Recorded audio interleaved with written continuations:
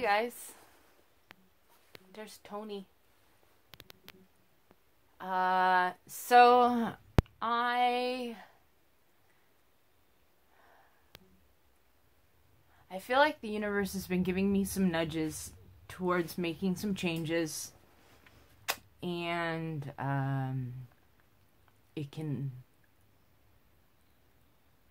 it'll be scary, but I think it can only be positive. So there's a saying that I believe in, that is, some people come into your life when you need them, and then they leave when you don't. Like, it's, some people come into your life forever, and some people are just there for lessons. And I believe that situations happen, because there was something that happened that you needed to learn. And when things keep popping up, you're kind of obviously not learning what you needed to learn. Some people will take that very literally, and some people will take it fairly metaphorically. I normally take it pretty literally. I'm pretty literal, linear human. I'm looking out at the trees. Here, you guys want to see what I'm looking at? It's the back part of our property. That's the fence line. Anyway, it's a really pretty day. It's been raining all morning. And now that it's noon 30, it's going to become nice.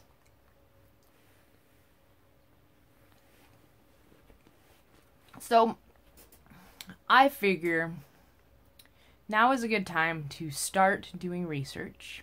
I have had so many tools come into my life, primarily via YouTube. It has been amazing. It started with learning to budget. From there, I found getting things done method of getting things done. It's not about making a day more productive. It's more of for getting the projects that you find yourself putting off not done. So if you're interested in looking it up, you can look up Getting Things Done. It's a principle that is written out in a book written by David Allen. And the book is called Getting Things Done. Also frequently called GTD when you find people who are doing planner world stuff. So that came into my life. Dave Ramsey budgeting came into my life. You Need a Budget budgeting came into my life. I think one of the things with budgeting is that only so much money comes in and only so much money goes out. And it was a very finite situation that I could concentrate on it. So if there's a whole lot of new people to my channel, welcome. I have ADHD. And I have spent my life beating myself up for not being able to do things that I think people should be able to do, like adult things that people should be able to do, like feed themselves on time, but like plan it out far enough in advance so that you can cook the food, eat the food, clean up, and still get on the road to go to work on time, so that you get to work on time. So that's there's some things like that it sounds so dumb to me, but I've just struggled with it for so long. And now that I know that it's my ADHD, I have a piece of knowledge that is also a tool that is now in my wonderful toolbox. So I've got budgeting, I've got Getting Things Done method, I've got just plain old knowledge of why I struggle. It's not that I'm stupid. Like, I know that I'm not stupid. There were these things that I just couldn't do, and I couldn't figure out why I couldn't do them. And then I hear ADD, ADHD, and it affects the way that our brains work. Like, concepts of time just, they sit different in our heads. Anyway, so that's a tool that I've got now too that I can use to sort out what I'm gonna do next. I can use it all to help me doing the planning stages for my next move. So, I'm whoa! Got you guys on a tripod, setting you on my bed. Sorry. I'm not at the point right now where I can really talk about why I've decided to make a move or even what I'm trying to do. I do have some weirdness going on in my living situation.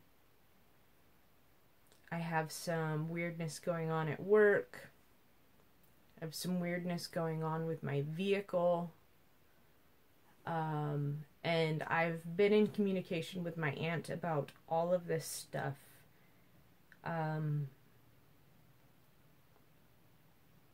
Because right now she's my closest ally. Physical proximity. Closest ally, not person who's most likely to have my back. I don't know who that person in my life is. So anyway, so I talked to her about everything that's going on at work. I've talked to her about my car. Right now with my car, I do need to do a brake job. That's about $300, and I do need a radiator flush to try and clear out the heater coil so that I can get heat into the cabin of my car. And now it's almost summertime, so yay. But next winter, if I still have my car next winter, I can deal with that then. So some people have asked me, when am I going to start paying off my debt? And I'm not there yet because I feel like I'm kind of in a baby step 0 of sorts. Maybe like baby step 1B, which is like, baby step 0 is make sure that like your house is stable and you can cook food and have food to eat, and you have a way to get yourself to work to earn the money so that you can make all this stuff happen. So that's baby step 0. And baby step 1 is an emergency fund. Dave Ramsey says $500 if you make $20,000 a year or less.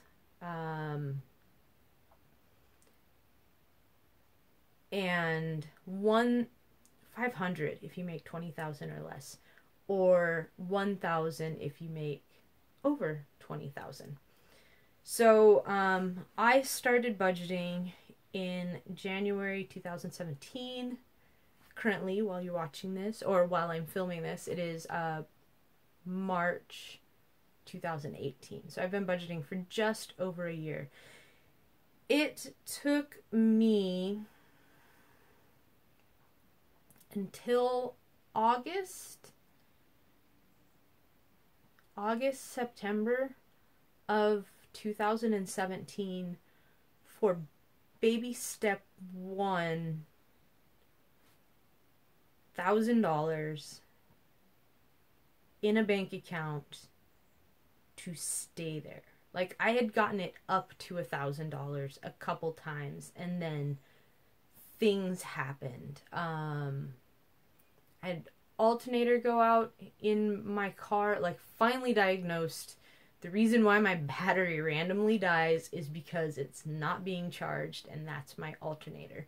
So I went and got that fixed. I had a problem with some, like, there's all these weird cross ties in the front end of your car that help with the steering and the suspension and the wheels staying on. And there was a bad bushing, and I got that taken care of. So basically for me, like, baby step 1B has been bringing what I have up to code, like not running extension cords through your house because you've got faulty wiring. It's actually taking a moment and figuring out what's wrong with your wiring. So I got my car to a point where I knew it was going to be reliable. I've been getting my teeth fixed. I've been getting medical stuff taken care of, finding out that I even have ADHD. A lot of people have asked me about using my veterans benefits for medical and dental. I am a combat veteran. All that means is that I went into a theater where there was war, combat going on. I was in the Navy. I was never boots on the ground. If you talk to service members, and this is how I feel as well, from having not been, literally never been in combat, I didn't have to worry about mortars flying overhead. I was not getting RPG'd.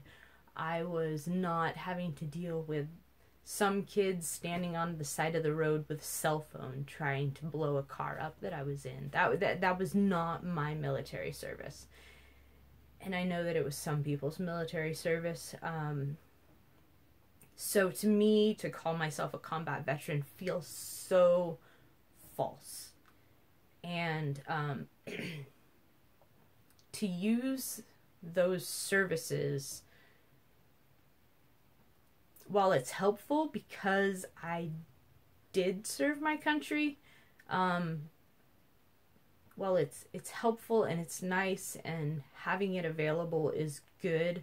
Like, I've gotten some help with my knees. I've gotten disability, 20% disability. That's where I get the money on the first of the month, is at $269.30 every month. That is from disability, service-connected disability. And that was good. I got help with some depression stuff that I was going through the VA. And then I separated in January 2009, and I got, like, depression stuff, help out with depression. Found I have seasonal affective disorder, or SAD, which is a light therapy helps me getting outside in the sunshine, maintaining circadian rhythm. So, like, when the sun comes up, I have to be awake. I have to be awake for my mental health.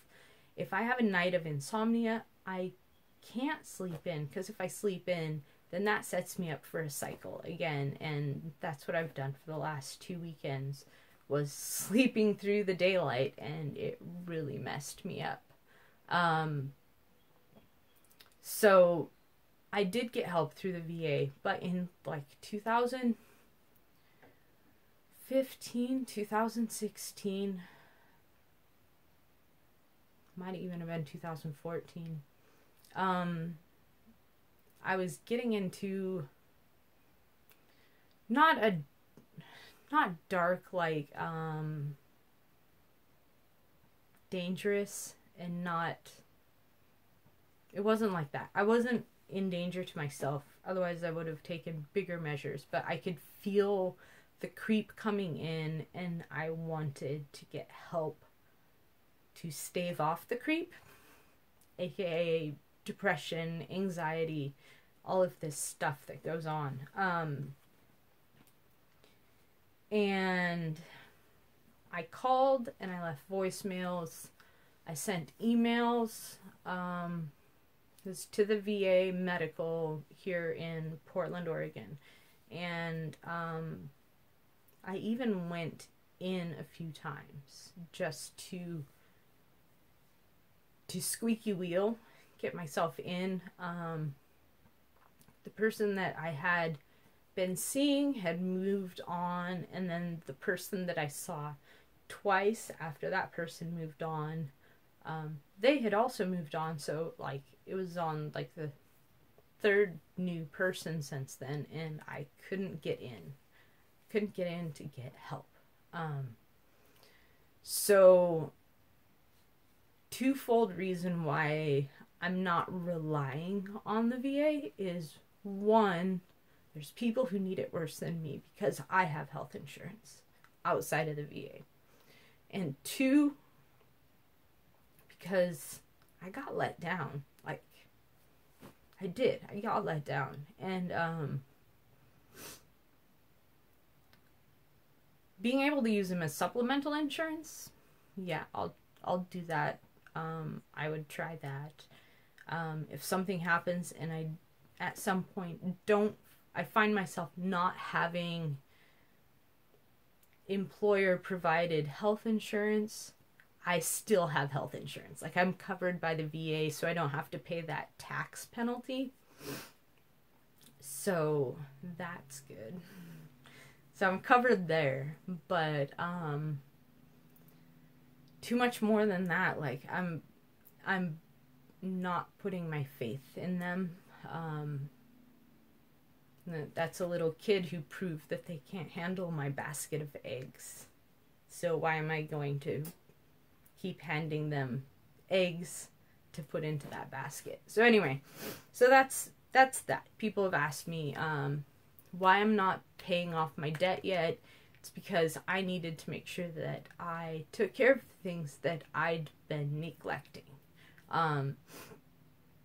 Learning to budget.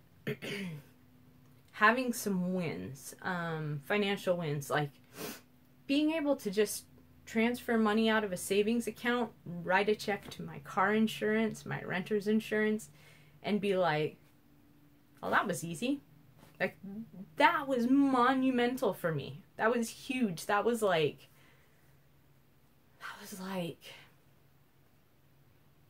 oh man, I don't even know what to compare it to. It was like passing your driver's exam. Oh, my aunt is trying to call me. Yeah, I guess we'll just start this again in a second. So I guess this will be a two-part. Yeah, I don't know. Yep, she's trying to call me again. Okay. I will stop this for now.